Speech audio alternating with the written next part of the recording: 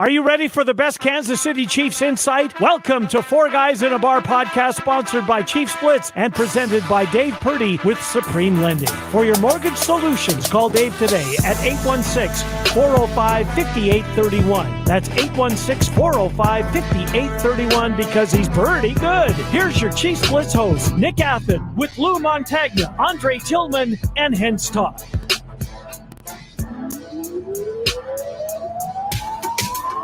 Welcome back to the next edition of Four Guys in a Bar, presented by Chiefs Blitz. I'm your host, Nick Athan. We're going one guy in a bar today. We're going to have a very special guest coming on the show here in a moment. But first, we want to talk about our sponsor, Mr. Dave Purdy at Supreme Lending. You can give Dave a call at 816-405-5831. If you're looking for a mortgage, he's your guy. If you're looking to refinance, he's your guy. Remember, you might have a 2, 3, 4, 5, 6% interest rate on a house, but you probably got a bunch of credit cards in the 30% range. Talk to Dave about a debt consolidation loan. See if he can maybe bridge the gap for you and help you find out if maybe there's a better solution for you to get out of those high interest cards. That's something you got to do. It's the holiday time. You can hit the QR code right there on the bottom right of your screen, and he'll be able to hook you up. Give Dave a call at 816-405-5831. We love Dave because he is pretty good. And another guy who is pretty good as well is Mr. Murph, my buddy. It's been a long time. Thomas Murphy, T Murph at 207 on Twitter, X, or whatever you call it. What's up, buddy? How are you? Hey, I'm great, man. It's good to be here. Thanks for asking. It's been far too long. And yeah, you can hit me up at Zitter. Zitter, yeah. It's a good way to put it. Who knows these days? Well, we'll enjoy Zitter, Twitter for as long as we can. But you never know in today's crazy world. But, you know, we've known each other a really long time. I love your takes on Twitter. By far, one of the very best. Again, T Murph 207. We even bantered about our love for college basketball. I'm a KU guy. You're a UConn guy. I had no idea. And we're slamming back and forth. That was a great college basketball game. It really was, man. It was a lot of fun. Unfortunately, the Huskies didn't come out on top of that one, but hopefully we'll get a rematch in March, in sometime during the NCAA tournament, probably in the Final Four, because the powers that be don't want that rematch coming up before that. Oh yeah. No, the above board NCAA, doing everything by the book. Yeah. Love their pursuit of Kansas for 7 years and get a slap on the wrist. Anyway, we can talk about college basketball another day. Maybe we'll do a March Madness show. We probably should, because it's next to the Super Bowl. It is my favorite sporting event. It is. It is. Same here. No question. All right. Well, obviously, being a Patriots man as you are, you're in your green room there. You're getting ready for this game coming up on Sunday. But you run a website called E2G Sports.com. Talk a little bit about that first before we get into the show.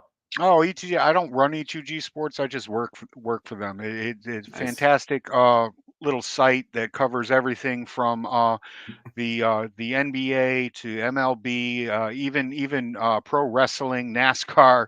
Just stop on over and check me out and all the other writers out. I cover the Red Sox for them. I do a weekly column, my Monster Keys to Patriots Victory, that I've been doing now for 15 years, the last 2 years at E2G Sports. And I really enjoy it there. They're a smart group of people that let me just write about whatever the hell I want. That's awesome. Check it out at E2GSports.com. Well, Sunday, in a game that was changed by those powers that be, the gods of the NFL and the commissioner's office. You're going to be sorry about that. Yeah, this Monday night matchup taking Patrick Mahomes out of the spotlight in New England and moving to Sunday at noon, which for me personally, I think is a good thing for the Chiefs. Yeah. Because they got a Christmas Day game with the Raiders after that. It gives them an extra day.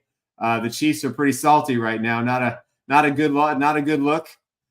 Terrible loss. But just before we get it, we'll get our predictions at the end of the show. I'm sorry, but after the AFC Championship game a couple of years ago, staying on side should be a priority for you kids. Oh man, you're not kidding me. That D4 thing. That took me about 2 weeks. Yeah, that took me about 2 weeks to get over it. And I got to admit, the Kadarius Toney one took me probably until maybe this morning before I stopped thinking about it when I woke up, because that was the greatest football play I've seen. Look, and I said it. I say it, that was a fantastic play. Yeah. It really was. It was a beauty play, and I really enjoyed seeing it. Um, Being a Patriots fan, I hate the Raiders more than anybody on the planet. So I really enjoy, seeing Kansas City up the top there. And I've always been a um, a I don't want to say a fan of Kansas City, but if an AFC West team had to succeed, I was always happy to see them do it. Yeah. Well, I think they've won 7 or 8 straight AFC West titles. The Broncos are chasing. The Broncos fans are flexing their muscles, thinking they're the greatest team in the West, and they're going to catch the Chiefs. I mean, Russell Wilson's still a dud. I don't care how you put it. They beat some pretty bad quarterbacks. But, this weekend, I mean, Chiefs and Patriots, listen, the Chiefs get should another win bad game. quarterback. Yeah, we get another bad quarterback. The Chiefs should obviously probably win this game. But, there's been so much turmoil about the Patriots right now. Just from your perspective, what's the most what's the biggest turmoil going on right now? Is it Belichick? Is it the quarterback situation? It just seems from afar like there's going to be a change here, but I'm still hard to believe that it will happen. Yeah, I'm in the same court that you are. I'm one of those people that is of the ilk. If you're going to move on from Bill Belichick, exactly who are you going to bring in? Okay, there's nobody else out there that I would rather have on the sidelines. This comes down to a lack of a QB, a very poor receiving core, and an offensive line that is probably started the season out as one of the most banged up that I've ever seen. Mm-hmm. And now I have a receiving core that's already subpar, that's banged up when the offensive line has finally come together. Bill had to rely on a lot of rookies at the beginning of the year, the first 8 games of this season. And finally, when he finally kicked Mike Onwenu out to right tackle from right guard, things kind of solidified. It let City So move back into the guard position where he played most of his college career, and things have gotten better. Also, the fact that a lot of people gave Bill a lot of grief over over his drafts over the past few years, and one of those picks was our left guard, and this kid was brought in here to run a completely different system. He started the entire season. He's been hurt since August, and he's finally getting healthy. And what you were able to see last week in the first half during in beating up on Pittsburgh was finally a quarterback that was able to be comfortable in the pocket and have more than 1.5 seconds to throw the ball, and he looked pretty good doing it. Yeah, he certainly did. That was not a game I thought New England entering the contest was in a position to win it. And for the Pittsburgh Steelers defense to play that sloppy in the first half in particular, I love Mike Tomlin. I really do. He's just been there too long. I am not a Mike Tomlin fan. I have never been a Mike Tomlin fan. I'll go out on a limb right here and say something that I've said 100 times before. There's nobody in the history of the NFL that has done as little with as much as Mike Tomlin. Yeah. Really hasn't. And for 2 weeks here, we had to listen to about the Steelers way, because Mike Tomlin has never had a losing season, and Mike Tomlin goes to the playoffs every year. Yeah, well, Mike Tomlin loses in the divisional round of the playoffs every year or on wild card weekend. Right. And it's really nice, when you've had for the majority of your career a terrible Cincinnati team, a terrible Cleveland Browns organization to go up against, and you've really only had to worry about the Ravens, and the Ravens always seem to piss down their leg whenever they get a chance to.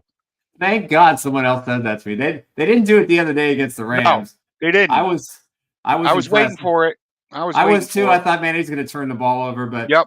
hey, that pass to that Flowers was just, it was Oh, terrible coverage. Let's be honest. yeah, it But the thing was. about the Ravens, I watched that game and I'm thinking, everybody's talking about how great their defense, their secondary sucks. Sucks. It's It terrible. sucks. I I mean, mean, you can't if they compare had to it. go up against decent quarterback play, they would get picked apart. Oh I yeah. mean, picked apart. That secondary is awful. And once again, you're going to go in there. They're the new Colts, one and done. He's the second coming of Peyton Manning. It's going to be No. one and done. Yeah, One one and and the done. great Yeah, great that part. season, MVP season, one and done in the playoffs.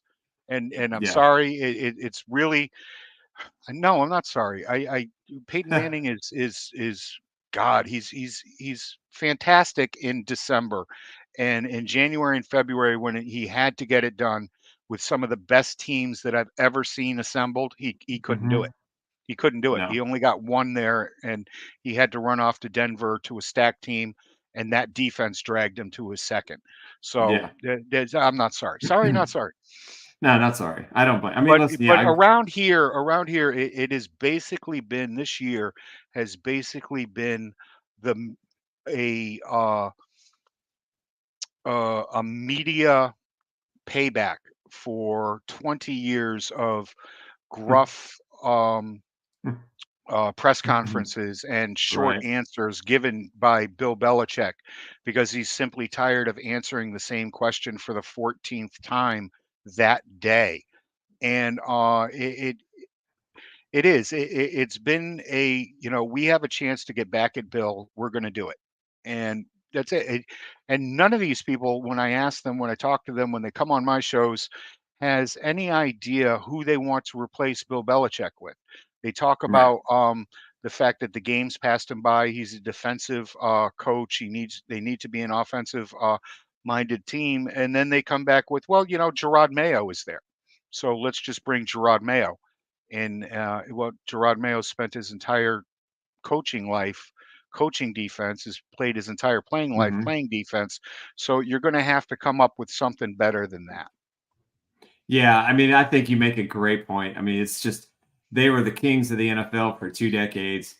The dynasty they built, with the front end of it and the back end of it was impressive. They were 10 years in the middle where they didn't win the Super Bowl, but it doesn't They mean were they in were the bad no, teams. And they were in and they were AFC title games every other yeah, year. and they had different styles. The first 3, it wasn't Tom Brady. It was that No, defense that was just so outstanding. And then the last 3, a little bit different. It was more on Tom Brady, for his experience and still the you defense played well. But, but I mean Belichick's success, That last Super Bowl against the Rams was one of the greatest defensive games that yeah, I've ever seen played and one on of the both worst sides of the ball. offensive performances for both teams. That was just terrible. And Yep, of course, to get to that game, you beat the Chiefs yep. in overtime, and one of the Third and most 10, heartbreaking third and losses. 10, third and Yeah, 10. 3rd and 10. Oh yeah, the phantom roughing the passer penalty and Yep. the 1-inch toe line offsides. And anyway, it is what it is. And hey, listen, Tom Brady to me is still, the best quarterback best quarterback to ever play. I am Yeah. not going to dispute that. The Chiefs they'd like to be a dynasty. They're a dynasty to some aspect. Will Patrick Mahomes ever catch Tom Brady? A lot has to go right. Yeah. He has to play 20 years for that to happen. Right. And I don't think he's going to play 20 years in the NFL. He's got too many other things going on.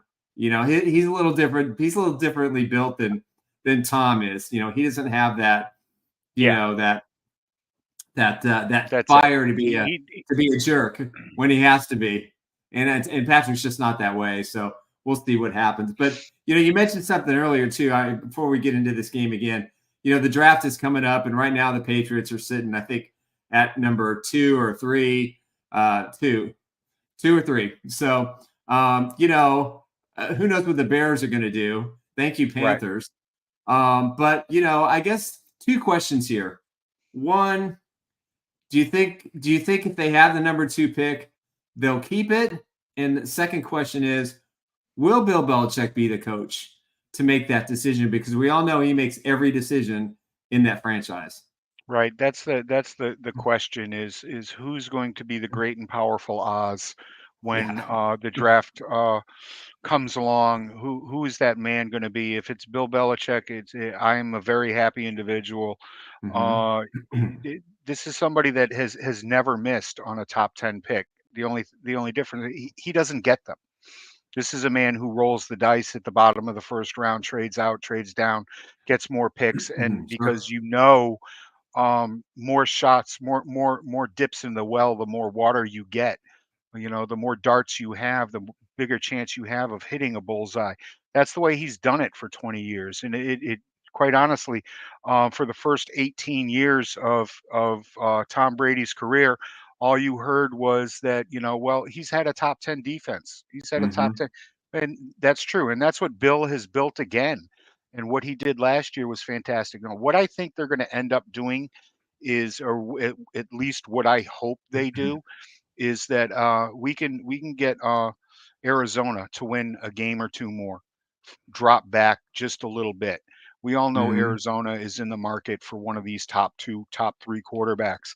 The Right. Patriots to trade back to them, take one or two of their second round picks this year. Um, they have Arizona has three second round picks right now. Mhm. If the Patriots could flip ones with them, take A2 or what I think 2 seconds, and grab Joe Alt. I want Joe Alt. I want the Mhm. cornerstone left tackle that's going to protect the quarterback. I've always been of the mindset that you can have the quarterback, but if there's nobody there to protect him, what good is he going to do? And we've all seen that in this league. Teams chasing quarterback after quarterback, Mhm. The Cleveland Browns, the Miami Dolphins. It took a long time for you guys to get that Yeah. stellar quarterback. 5 decades. Yeah, 5 decades, and, I didn't wanna bring that up, we're No, you friends. can. But, I hold no offense it here. was a long time before you guys traded up and got, who I think hands down is the best quarterback in the NFL right now. I it it's but you build an offense from the inside out. You build a defense from the outside in. So if Mhm. he can trade back, maybe get one of those, what everybody's considering a second tier quarterback in the second round. Let them sit behind a Kirk Cousins for 2 years Mhm. or a Yeah. year, and possibly pick up a trade back up into the first round, get that number two, that number one wide receiver that they're looking for. Look, I'm I'm I'm not delusional, but with a defense that's this good, and it is this good, and it's Yeah. this good this season with its two best players on the sidelines. Gonzalez got hurt game 2. This kid's a game changer. He's a Mhm. shutdown number 1 cornerback that you need, that every team needs. And to be this good is a testament to coaching, a testament to drafting. Keon White is going to be an impact player for a very long time. Agree. Now, I think that what the Patriots have right now on offense is fantastic depth. Okay. The only problem is that depth has been asked to play a starting role and to do more than they are capable of.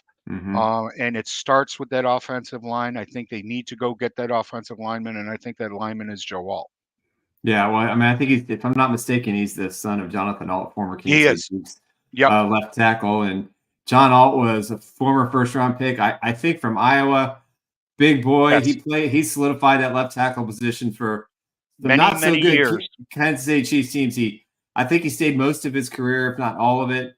And if his son is anything like his dad, Yeah. you can't pass up guys like that. No, When you you get a can't. chance for a franchise left tackle, even though you're going to pay him a lot of money, and in the top 5, you do it. Right. And a lot of teams that that's the thing. You make an interesting point, because a lot of teams, they look for the flash to build, That's it. and that has plagued. That's why the AFC East sucked for 20 years, because all they did was build a team to try to beat the That's it. Patriots. That's it. They didn't build defenses. All they tried to do was Right. outscore Tom Brady, and you can't Yep. do that. It's moronic. It's submoronic to Right. build teams that way. Um, what you need is a team that can shut somebody else down, not try to outpace them and outrun them. And you're seeing teams do that now with the Miami Dolphins. For what reason, I have no idea, because it is not a good football team. The Miami Dolphins They're not. they're Not well really coached. not. They're not No. well coached at all. They're gimmicky gadget plays, and it's basically a fire drill. And my fast guys will outrun your defensive backs for 4 seconds until they can find a spot, and then Tua will hit them. Right. I don't believe in their coaching. I don't believe in their quarterback. What they've done is they've surrounded him with some very good receivers that are able to run around for a very long time. And when Right. things break down, they make plays. Tua hasn't even beaten a 500 football team. You lost to a 4-8 team, 4-7 Yeah. team last night. Right. Or on Monday night. Yeah. Right. And Yeah. so I don't get it. So many people go about things the wrong way. They don't understand, especially the younger generation here in New England. They don't understand how long it takes to build what they did. They don't understand that, Bill Belichick was the guy who sent a number 1 pick and the highest paid player in the NFL off to a division rival Right. because he saw something in Tom Brady. They keep saying, "Well, you got lucky with Brady in the 6th round." Yeah, but he's the person that saw it and sent Drew Bledsoe packing. Right. Nothing against Drew. I love Drew. He's a fantastic person, but he's not Tom Brady. No. And this is how you do it. Defense wins championships, no matter how many fantasy titles you hang on your wall. That's not what the NFL is. Okay, and it goes exactly to what we were saying about Mike Tomlin, and what I was saying about Mike Tomlin earlier. Is the thing that Mike doesn't get is you don't play this game with your Johnson. You Right. don't. And too many of these young coaches do that. Mhm. And their success is quite fleeting. Okay, you'll have 2 or 3 good years, but to build something that lasts for a decade, never mind 2, takes a little bit of patience. In the last 5 years, this team has lost arguably 3 Hall of Fame players, in Brady, the best to ever play the game, and Mhm. then in Rob Gronkowski. And I'm sorry, guys, Rob Gronkowski's the best tight end to ever play this game. Your guy's a very tall, very muscular wide receiver, and Stephon Gilmore. Ouch. All right, and Stephon Gilmore. On top of that, they lost talents like Julian Edelman, Devin McCourty, who is I'm not saying Devin is ever going to a Hall of Fame, but he will certainly be in a Patriots Hall of Fame. Absolutely, he should be. Yeah, and countless others, and then the brain trust, which you guys are going through right now, because you're losing those coordinators, those guys that have been there for Andy Reid throughout, and they're going to take jobs in other places. I mean, they lose McDaniels and everybody that McDaniels took with him to the Raiders. Okay, they didn't buy into Josh. Josh isn't a head coach; he's a coordinator. We all know that. But still, they took all that stuff with him. When Flo went down to Miami, all the people that went down there with him, and then half the front office is now running things in Texas. There's only so much attrition that you can put up with, and I get that you can overcome. And I get a lot of stuff on Twitter that, well, for the first 20 years, that didn't really matter. The first 18 years, that didn't matter. That's because there was always the younger guys that were sitting there picking up guys at the airport, learning their way and moving their way up. It's just happened too fast this time around. And those guys weren't there to back up those guys. Ernie Adams, losing Ernie Adams, and guys like Dante Scarnecchia. Those are irreplaceable pieces. Dante Scarnecchia should be in the Pro Football Hall of Fame. Yeah. Ernie Adams is one of the smartest people that I've ever sat down and talked with. Never mind about football.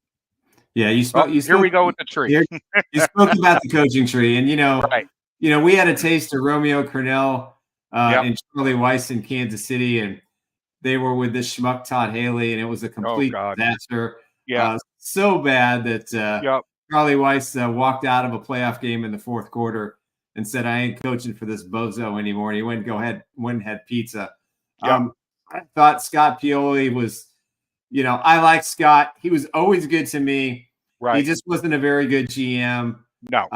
The fact that not Bill Belichick, his father-in-law twisted his arm to hire Todd Haley when it should have been Mike Shanahan. It was going to be Mike Shanahan. It was going to be Shanahan, and his old man just, he told him, I'll take your car away. Bill Parcells, he was going to put him in a dungeon and put him in timeout.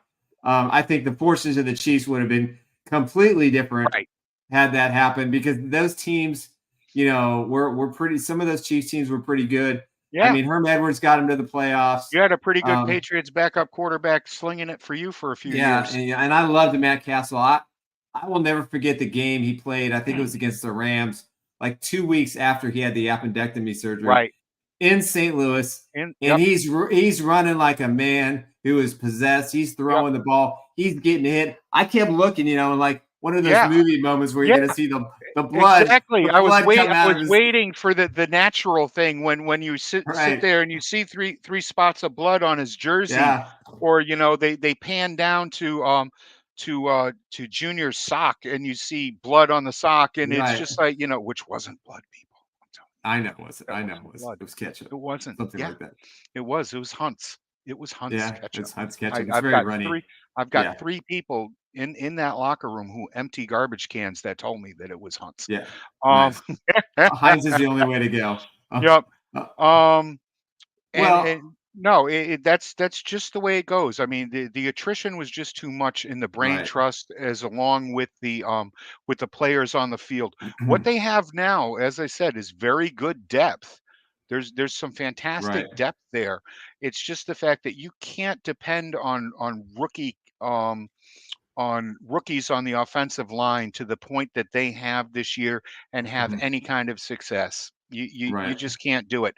And then when you have a wide receiving core that's made up of number 3s, that it's impossible. It's really impossible. Right. Well, before we get there, I want to introduce my next sponsor, and then I want to dive a little bit more into the tree of these coaches, because I don't think a lot of people understand. These guys are probably best friends.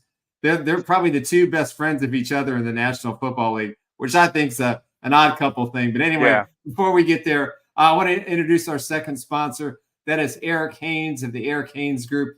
You can reach Eric at 816-729-3785. eSellsKC@gmail.com.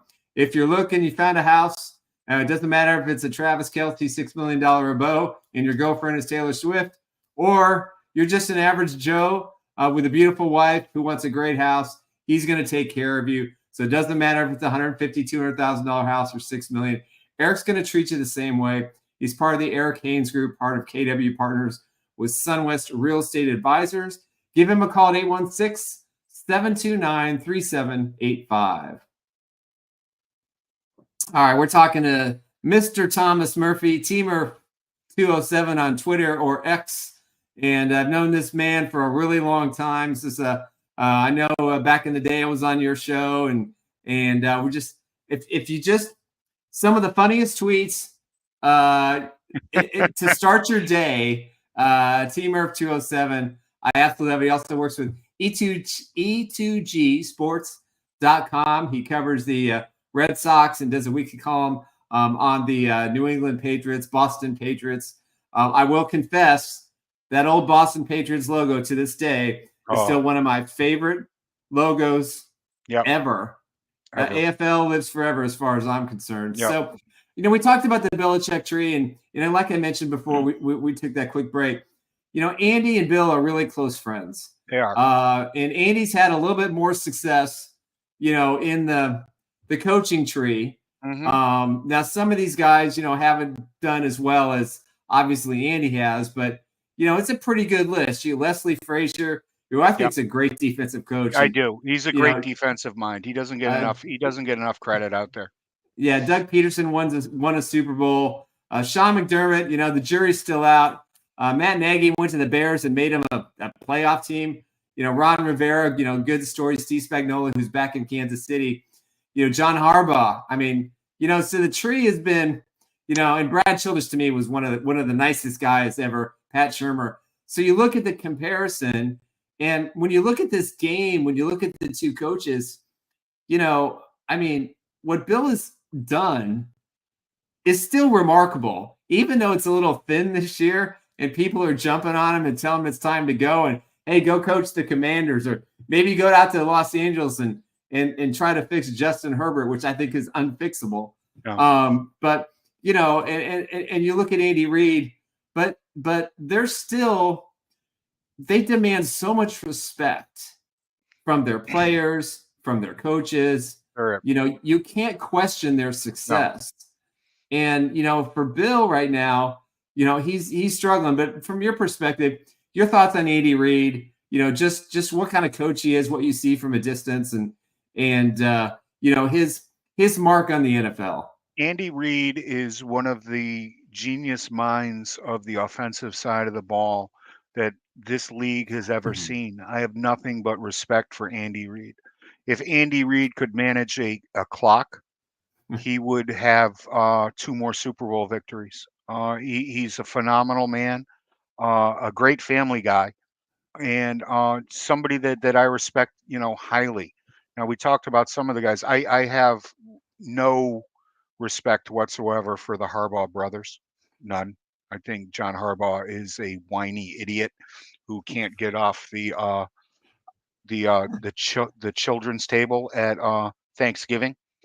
And as for Sean McDermott, I think he's somebody who ended up with a supremely talented quarterback who unfortunately believes his own press like nobody else I have ever seen in this league. He just soaks it up and soaks it in and believes that he's Superman. And once his offensive coordinator went off to New York, we saw the slide. And we talked earlier about the slide, about how losing that coaching staff that you can depend on really hurts you. I think Sean McDermott is a good leader when he's not bringing up 9/11 as a talking point. Yeah, that's it. It really was. That was terrible, and that's why I bring it up, because nobody should ever forget about it.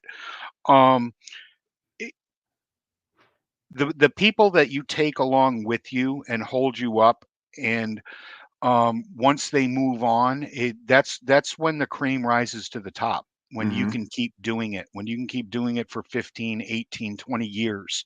Right. And not everyone can. And they really don't. And my thing with Harbaugh's is personal. I don't like them on a personal level. I would never have guessed that with your comment. No, probably not. Sorry. No. And it's really but Andy has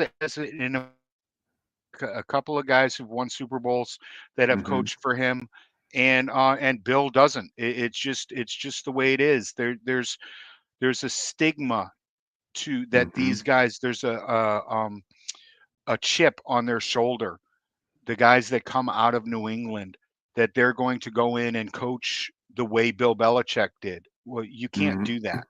You have to earn your. You can't. You have to go in and earn your own respect. Bill Belichick did this for a long time, going back to the Lions in the 60s, in the 70s. Yeah, that's hard to believe. Before he became a head coach, he fell on. He had some rough seasons in Cleveland.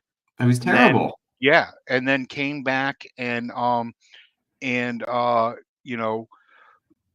ate some humble pie, became a coordinator again, and then was smart enough to realize that the Jets were not the destination that he needed to be, because you only really get 2 shots at this. If you don't succeed in the first time, you're only going to get 1 more shot. I agree with you. And if you're a black coach, you only get the 1 shot. Right. That's it. Yeah. It's terrible. It's awful. Criminal. It is. No, I agree with you. And but you only get 2 shots. And Bill knew that going to the Jets, he was never going to have any kind of legacy whatsoever. So that's why he wrote that on the cocktail napkin that day. No, I quit. And the rest is history. Right. 6 Super Bowls, 9 trips, 14 AFC title games. This is what you've seen in New England and from Bill Belichick, you will never see again, ever, No, because so I'm with much you. has to go right. And believe me, I've always been the guy that the first 3 Super Bowls were not so much Tom, and the last 3 were, even though that Rams game was a fantastic defensive game and game plan by Belichick.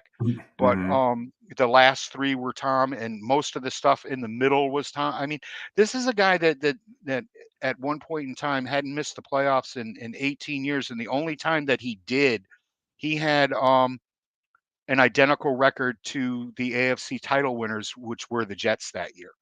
Right. And that was the year that Tom went down. So, but the hands of a Kansas City Chief, who I will not name. Oh yeah, you don't like him, huh? Yeah. Well, yeah, I mean that was kind of a dive at the knee there. You've got to It admit was. it. It changed. Hey, listen, it's another play that changed the rule. Yeah. When But I mean, you can go back and say that my buddy Peyton Manning and the guys down there in Indy changed the rules because they didn't like how physical the game was. And that's when, that whole, the 5-yard rule came in because they were just tired of getting beaten up by Ty Law and Lawyer Malloy.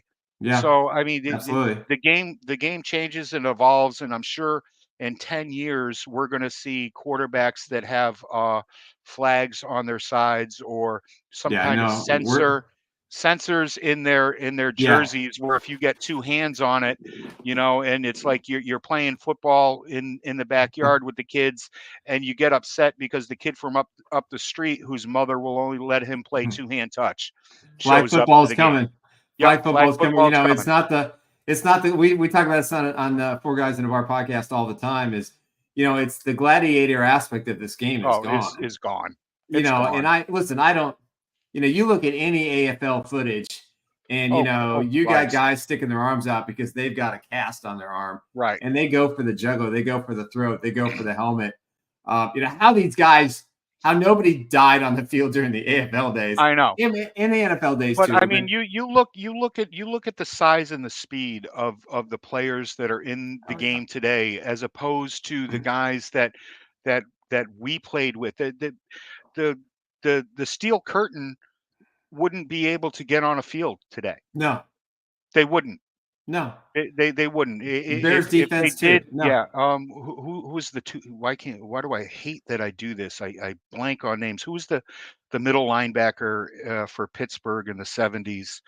Had no Lambert? teeth. Yeah, Jack Lambert. Jack Lambert would be a small safety right now. Yeah. It's the mentality would be there and the will would be there, but he wouldn't be able to make the plays that the guys do now. Yeah, and the game had to change and evolve, or we would have deaths on the field. Yeah, you would have had a death on the field, and now it's all these rules, all these restrictions. It's like what happened to Tony. It happened last night in the game. It wasn't called. It happened in a couple other games over the weekend. Yeah. Tony did it. Do you know what happened? Everybody was tired of the tush push because everybody in Philadelphia were up. But right now, it'll be gone after this year. But right now, the linemen are up and in the neutral zone and right on the football. And everybody was complaining about it. So the word came down from the league, make sure this doesn't happen. And it's spread out. Right. Okay. So you saw that call that burned you guys 5 times last weekend. 5 times. Yeah. And I feel like Ed Rooney and Ferris Bueller 9 times. But 5 times it happened last week, and that's what it is. It's overblown. It's overkill. We can't just fix this one thing. We have to go, and it's got to bleed out to everything else. Yeah. And that's what's wrong.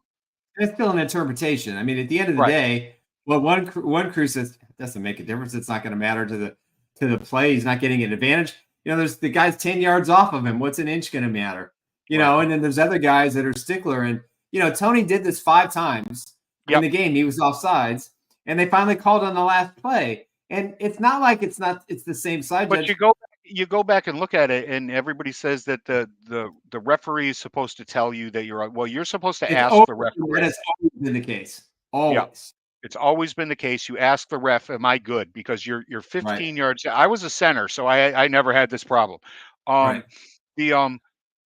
But he ran up to the line and he pointed over while he was looking at Mahomes. Yeah, he did.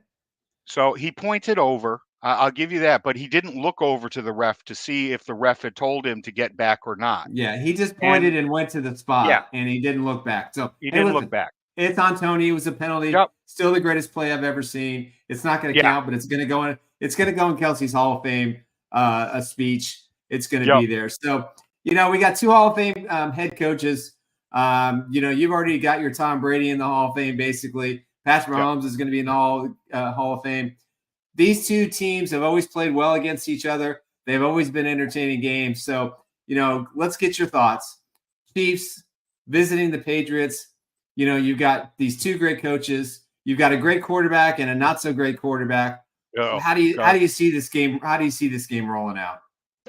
I see this game rolling out as a defensive melee. New England is going to have to play a perfect game to be in this game. Okay, because simply Patrick Mahomes is that good. And as begrudgingly as I say it, Travis Kelce is that good. What they're going to have to do is disrupt Kelce at the line of scrimmage because he doesn't like that. He don't like being hit. Yeah. And not allow him to float away. I can't believe that defenses just let him migrate away from coverage the way they do. I'm not taking anything away from Travis Kelce. He's a fantastic talent, but most of his damage gets done when the kid is wide open, or he's got 6 feet around him to work with. And we're talking about somebody who's 6'6". Yeah, 6 foot. It's impossible to miss him. It really is for a quarterback. But for some reason, these defensive backs, they just let him wander off. Yeah. Okay. Disrupt him at the line of scrimmage, stick with him, and have a hand in his face the entire time. On the offensive side of the ball, the Patriots are going to have to once again rely on the ageless Ezekiel Elliott and get the running game going and get this formidable Chiefs defensive line on its heels and not going after the quarterback. The inside of the Patriots offensive line has got to be ready for the stunts that you guys run constantly with these great linemen. I'm convinced that they'll be able to handle a bull rush, by running at it. And once again, getting these guys backing up and thinking twice, and then work off a play action in the middle of the field. And to stay in this game, they're going to need to. One of my keys every week is winning the turnover battle. The Patriots are going to have to win the turnover battle by 2 this time around. And I've added a key, an aspect to turnovers now because so many people go for it on 4th down. And so it could be a fumble, it could be an interception, but getting the Chiefs to turn the ball over on downs to me is a turnover. Okay, I agree with the you. Patriots are going to have short fields to work with. It's one of the things that they compare last year's Patriots success and how many success, if you want to call it that, to this year's. The Patriots aren't scoring on defense. Okay, the Patriots had 7 touchdowns scored by their defense last year. They have none this year. 1. Now they have 1. And they're going to have to get a score on defense or get this offense a couple of short fields and hopefully make the Chiefs settle 2 or 3 times for them to have a chance to win at this game. But they're going to have to play a perfect game. That's what this team is right now. You have to play perfect football. Kansas City is talented enough. They don't have to play for perfect football. Even a team like Miami, because they can do it so quickly, does not have to play a perfect game to end up on the winning side of the score, especially when they're playing a weaker team. Yeah, I would be remiss. I'm gonna ask you one more question. In the offseason, Juju Smith-Schuster left Kansas City. They gave him a 3-year, $30 million deal. I think about $18 million guaranteed. Right. The Chiefs offered him roughly the opportunity to make another $10 million with incentives. The Chiefs were concerned about the knee. Obviously, the knee was an issue in training camp in the early part of the season. Right. He's basically second string now. Obviously, he's going to be one and done, in New England. I don't see him coming back next year. Right. But, your thoughts on, because for me, Juju was the difference for this team last year. He was. He was another tight end, basically. But he's not having that success in New England. I know he's not getting passes from Patrick Mahomes, but he's not. What do you think has been his downfall outside of the knee medicals? Outside that and continuity. When you aren't on the field, especially during training camp and the early part of a season, you end up not being able to gain that symmetry and timing that you need with, especially in this offense, which is so timing based and cut, be in the right place at the right time, read my my hand signals because I want you to go out instead of in. He didn't have that. Okay. On top of it, he had the bad medicals, which I can't believe that New England, signed him to. See, what Bill wanted was it was basically the same money that Meyer got out in Oakland, but they needed more. They needed more for that buck. They needed more bang for that buck. And Juju last year and in the past has been more bang for that buck. Myers is a fantastic possession receiver. He will get you to the sticks and get you that first down. There's no yak. There's no yak involved whatsoever.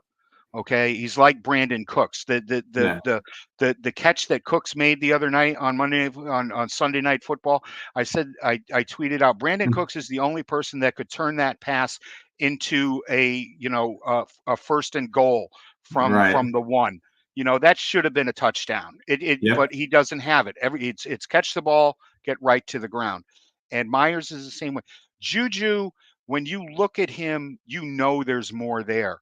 It's just right now he hasn't been able to do it. He was behind the 8 ball because he didn't have that time early, but you're seeing it now because while he wasn't working with the ones, he was working with Bailey Zappi on the lower field in the 2s. Right. So you're getting a little bit more of it. His knee is feeling much better, much, much better from what I'm told it was even 3 or 4 weeks ago. And quite honestly, I would like to see him come back as a 4th wide receiver, as that guy that gets brought in, just to see what he does next year. Yeah, well, it'd be interesting. A lot of questions a lot of questions for this team going next year. We have no idea who the coach is going to be. We don't know where they're going to draft. We don't know how many veteran casualties are going to be. We don't know what Robert Kraft is going to do. Who knows? Robert could just say, "Look, he's paying him $25 million next year, correct?" Yeah, $25 million. That's a lot of iron. That's a lot of iron. It is, but he's earned it. But the old saying goes is, are you paying for what you've already done, or are you paying for what you're going to give me next? And that has never been the Patriot way. It's always been get out a year early as opposed to a year late with players. And a lot of people are talking about that with the coach this year. I just want to know who you want to bring in here. Okay, what young phenom are you going to bring in here that is going to make this offense better? You don't have an offensive line. You do not have wide receivers, and you do not have a quarterback. I thought Mac Jones on draft day was the second best quarterback in that draft. It's become evident to me that the talent around him carried him and made it very easy for him. And I'm who did you think was the second best quarterback in that draft? I'll put you on the. No, I think I my memories disturb me, but I was shocked that he took 16th pick, 17th pick? Yeah. He wasn't going to be there the next time the Patriots picked. Yeah, that was the thing. We all knew that his Alabama, he wasn't worth the 16th pick in the draft, but you had to take him there because he wasn't going to be there in the second round. He was an Alex Smith clone in college. Right. And I love Alex. Alex is in my heart will always be one of my favorite Chiefs players of all time. But he came into a system in Kansas City and it worked. There really isn't a system in New England because there's just no one to run it. Yeah, McDaniels leaves and then the bozo that you got as your offensive coordinator. I just I'm sorry, man. O'Brien to me is just like I watched him with all those talented teams and with Houston, the Texans, and I'm just sitting there going, god-awful. how do you miss? I mean, losing. You're up 24-0 against the Chiefs. Deshaun Watson's a loser. Well, he's not a good player either. Yeah, he's not. We could talk about that a lot. We could do another hour on that. But some of the talent that he had down there, he should have had a lot more success.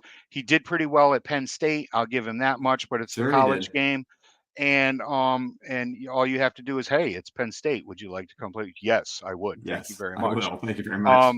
And down there, he had a lot going on behind the scenes, playing against him while he was down there. And it was just a bad time. I don't think O'Brien's an idiot. I just don't think that I don't think that this team should have gone into the Wayback Machine to find an offensive coordinator going forward. It hasn't worked. Every time they tried to bring these guys back, it never works. I mean, even in a talent, this entire offense, for it to work, it really runs off the slot guy more so than in any other offense. And when you were able to go from Welker to Edelman, that kept Brady happy for a very, very long time. And the other thing is, you don't see the mentality, you don't see the grit that those Brady-led offenses had. You don't have the Julian Edelman. You don't have the Rob Gronkowski. No, you don't have any of that. And you don't have the Donta Hightower, which was a quarterback of that defense for so long. It takes time to rebuild it, and I think in another 2 seasons that this team could end up, contending again.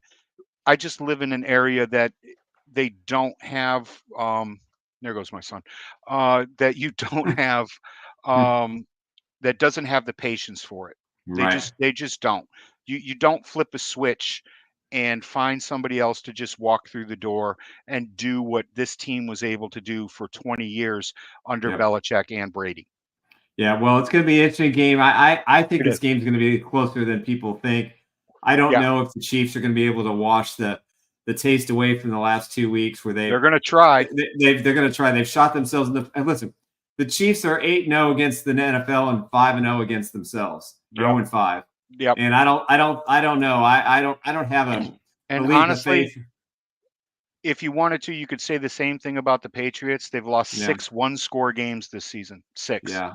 So if they crazy. had those six score, what are we talking about? Or half those scores? Half of them? What are we talking about right now? That's how close things have become in the NFL. Scary. Guys like you, me, your wonderful producer back here. We saw the evolution of this game from the 70s through the mid and late 2000s, and we got to see some of the greatest quarterback play ever, especially in the last 20 years. Okay, ever. The best quarterbacks that just go back and look at the Super Bowls that Tom Brady won and who he beat, the AFC title games of who he beat. We're talking about Hall of Famers up and down the line, and you're not going to see that again. These kids are not out there because they don't work in the same way. They're not picked in the 6th round and have to work their way up from the 4th quarterback on the depth chart, and still have the brass to walk up to the owner on day 1 and tell him that I'm the best decision that this franchise has ever made. It's the greatest quote ever. There just aren't guys like that. The NFL is just not built that way. Listen, there's guys who have passion and play with heart and, who want to win and do things the right way. There's other guys that don't necessarily do things the right way, but the game has changed so much. Murph, it's just like we look at it today. We look at it today and we ache for some of the gladiator days. You just go back to 2005. Yeah, 2007. I would love that. You don't have to take me back to the 1970s. Right. Just some physicality. My God, what a great hit! Instead of Jesus, suspend him for the rest of his life. Steve Atwater and Christian Okoye. Just a little bit of that. Yeah. Just Christian's a please. good friend of the show, but I remind him about that all the time. Man, Christian Okoye, guys we're never going to see again of that ilk, that have that kind of heart and drive. Guys that came up from absolutely nothing, and they knew unless they beat the living snot out of the guy across the line of scrimmage, they're not going to make it. It's too prevalent. These kids have it. I don't want to say easy, but I mean, they can't even take two-a-days anymore. I mean, defensive players, don't throw up on centers like they used to in the old days. You didn't. Anthony Munoz isn't peeing all over himself just to keep the other guy off balance. God. The Stickum and all those things. But and thank God for YouTube, and we can take a look at these games. And all right, last question, final score: Chiefs, Patriots. Chiefs 24, Patriots 17. All right, I live in the real world. I got the Chiefs 28-21. All right, I think a late. I need Ezekiel Elliott to score a couple touchdowns for my fantasy team. I'm in the playoffs, so I'm a little biased here. I didn't play him last week. Did you pick up Puka like I told everybody at the beginning of the year? I didn't do it. One of our only fantasy advice I gave this year was to pick him up. You folks out there, I'm a recovering fantasy-aholic. At one time, I ran 32 teams at the same time. 18 of them were in money leagues, and I have been quite a lot happier in my personal life by giving up fantasy. But Puka was the one tip that I gave everybody this year. All right, to go out and get him. I'm going to listen next year because I'm in the playoffs, but I've been decimated by injury, so who knows what happens. You're gonna get lucky this week because there's gonna be a healthy dose of Ezekiel Elliott, and I think he's gonna run pretty well. You could see him get 80 yards and a score, maybe 2, because that'd be great for my fantasy team. They really enjoy using him out of the backfield as a pass catcher. It's just from 0 to 60 so quickly with him in out in space that it works. So enjoy that. All right. It's Thomas Murphy. You can catch him at Twitter at tmurph207. He works with E2G Sports.com.